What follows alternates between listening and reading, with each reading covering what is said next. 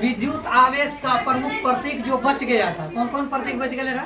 प्रतिरोध के बच गए रहा, वोल्टमीटर के बच गए रहा, धारा नियंत्रक के बच गए रहा, ओवरऑल प्रतीक जे छे उ सब प्रतीक जे छे आइ पढ़ लिए जे बच गए रहा पांचटा। आइ नया टॉपिक अपना का की हेडिंग दिया रहा? विद्युत विभव। विद्युत विभव जो पढ़े थे, विद्युत विभव जो था क्या था? मान लेते हैं हम एकांक आवेश को अनंत से एक किसी बिंदु तक लाने में क्या गया कार्य को क्या बोलते थे? विभव बोलते थे।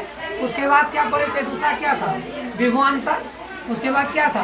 विभवांतर। विभवांतर जो है, विभवांतर था जो किसी एक बिंदु से और दूसरे बिंदु तक जो लिया कार्य को ले जाने में क्या गया कार्य को हम लोग क्या बोलते थे?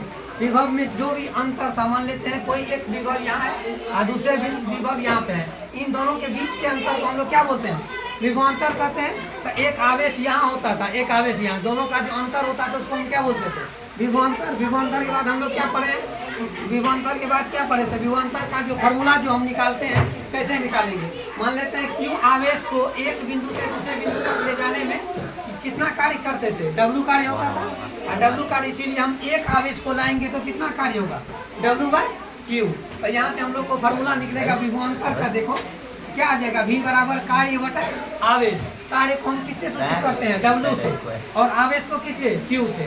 तो W बराबर V बराबर क्या हो जाएगा? W/Q। एक फॉर्मूला और निकलेगा यहाँ पे, कार्य बराबर हो जाएगा वोल्ट, जो विभवांतर दिया हुआ है उसके बाद आवेश, इन दोनों को मल्टीप्लाई करेंगे तो किसका मान आएगा? कार्य का मान आएगा। तो ये सब आज टॉपिक हम पढ़े, नेक्स्ट टॉपिक नेक्स्ट दिन पढ़ेंगे।